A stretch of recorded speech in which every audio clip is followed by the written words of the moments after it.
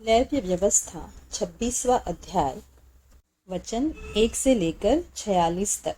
आज्ञा पालन की आशीष। तुम अपने लिए मूर्तें न बनाना और न कोई खुदी हुई मूर्ति या लाठ अपने लिए खड़ी करना, और न अपने देश में दंडवत करने के लिए नक्काशीदार पत्थर स्थापित करना, क्योंकि मैं तुम्हारा परमेश्वर यहोवा हूँ। तुम मेरे विश्राम दिनों का पालन करना और मेरे पवित्र स्थान का भय मानना, मैं यहोवा हूँ। यदि तुम मेरी विधियों पर चलो और मेरी आज्ञाओं को मानकर उनका पालन करो, तो मैं तुम्हारे लिए समय समय पर मेघ बरसाऊंगा तथा भूमि अपनी उपज उपजाएगी और मैदान के वृक्ष अपने अपने फल दिया करेंगे। यहाँ तक कि तुम दाख तोड़ने के समय भी दावनी करते रहोगे और बोने के समय भी भरपेट दाख तोड़ते रहोगे, और तुम मनमानी रोटी खाया करोगे और अपने देश में निश्चित बसे रहोगे। और मैं तुम्हारे देश में सुख चैन दूंगा, और तुम सोओगे और तुम्हारा कोई डराने वाला न होगा। और मैं उस देश में दुष्ट जंतुओं को न रहने दूंगा, और तलवार तुम्हारे देश में न चलेगी। और तुम अपने शत्रुओं को मार भगाओगे और वे तुम्हारी तलवार से मारे जाएंगे। तुम में से 5 मनुष्य 100 को और 100 मनुष्य 10,000 को खदेड़ेंगे, और तुम्हारे शत्रु तलवार से तुम्हारे आगे आगे मारे जाएंगे। और मैं तुम्हारी ओर कृपा दृष्टि रखूंगा और तुमको फलवंत करूंगा और बढ़ाऊंगा, और तुम्हारे संग अपनी वाचा को पूर्ण करूंगा। और तुम रखे हुए पुराने अनाज को खाओगे और नए के रहते भी पुराने को निकालोगे। और मैं तुम्हारे बीच अपना निवास स्थान बनाए रखूंगा, और मेरा जी तुमसे घृणा नहीं करेगा। और मैं तुम्हारे मध्य चला फिरा करूंगा और तुम्हारा परमेश्वर बना रहूंगा, और तुम मेरी प्रजा बने रहोगे।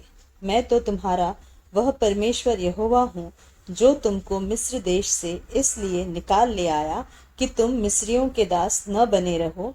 और मैंने तुम्हारे जुए को तोड़ डाला है और तुमको सीधा खड़ा करके चलाया है। आज्ञा उल्लंघन का दंड।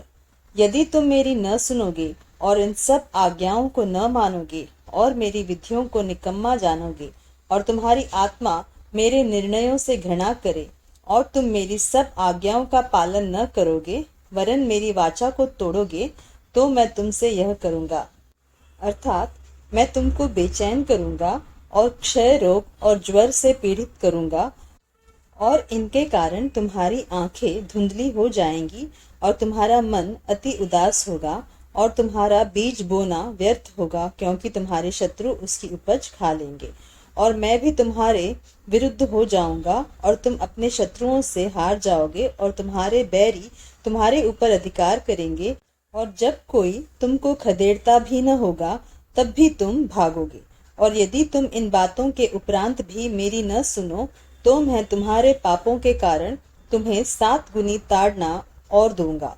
और मैं तुम्हारे बल का घमंड तोड़ डालूंगा, और तुम्हारे लिए आकाश को मानो लोहे का और भूमि को मानो पीतल का बना दूंगा। और तुम्हारा बल अकारत गंवाया जाएगा, क्योंकि तुम्हारी भूमि अपनी उपज न उपजाएगी और मैदान के वृक्ष अपने फल न देंगे। यदि तुम मेरे विरुद्ध चलते ही रहो और मेरा कहना न मानो, तो मैं तुम्हारे पापों के अनुसार तुम्हारे ऊपर और 7 गुना संकट डालूंगा। और मैं तुम्हारे बीच वन पशु भेजूंगा, जो तुमको निर्वंश करेंगे और तुम्हारे घरेलू पशुओं को नष्ट कर डालेंगे और तुम्हारी गिनती घटाएंगे, जिससे तुम्हारी सड़कें सूनी पड़ जाएगी। फिर यदि तुम इन बातों पर भी मेरी ताड़ना से न सुधरो और मेरे विरुद्ध चलते ही रहो, तो मैं भी तुम्हारे विरुद्ध चलूंगा, और तुम्हारे पापों के कारण मैं आप ही तुमको 7 गुना मारूंगा। और मैं तुम पर एक ऐसी तलवार चलवाऊंगा जो वाचा तोड़ने का पूरा पूरा पलटा लेगी। और जब तुम अपने नगरों में जा जाकर इकट्ठे होगे, तब मैं तुम्हारे बीच मरी फैलाऊंगा और तुम अपने शत्रुओं के वश में सौंप दिए जाओगे। जब मैं तुम्हारे लिए अन्न के आधार को दूर कर डालूंगा, तब 10 स्त्रियां तुम्हारी रोटी एक ही तंदूर में पकाकर तौल तौल कर बांट देगी, और तुम खाकर भी तृप्त न होंगे। फिर यदि तुम इसके उपरांत भी मेरी न सुनोगे और मेरे विरुद्ध चलते ही रहोगे, तो मैं अपने न्याय में तुम्हारे विरुद्ध चलूंगा और तुम्हारे पापों के कारण तुमको 7 गुनी ताड़ना और भी दूंगा, और तुमको अपने बेटों और बेटियों का मांस खाना पड़ेगा। और मैं तुम्हारे पूजा के ऊंचे स्थानों को ढा दूंगा और तुम्हारे सूर्य की प्रतिमाएं तोड़ डालूंगा और तुम्हारी लोथों को तुम्हारी तोड़ी हुई मूर्तियों पर फेंक दूंगा, और मेरी आत्मा को तुमसे घृणा हो जाएगी। और मैं तुम्हारे नगरों को उजाड़ दूंगा और तुम्हारे पवित्र स्थानों को उजाड़ दूंगा और तुम्हारा सुखदायक सुगंध ग्रहण न करूंगा, और मैं तुम्हारे देश को सूना कर दूंगा।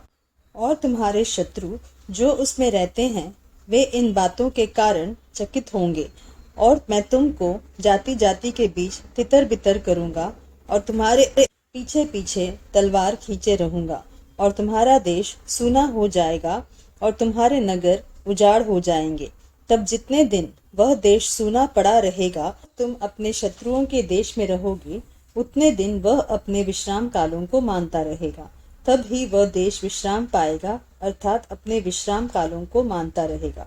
जितने दिन वह सूना पड़ा रहेगा, उतने दिन उसको विश्राम रहेगा, अर्थात जो विश्राम उसको तुम्हारे वहां बसे रहने के समय तुम्हारे विश्राम कालों में न मिला होगा, वह उसको तब मिलेगा।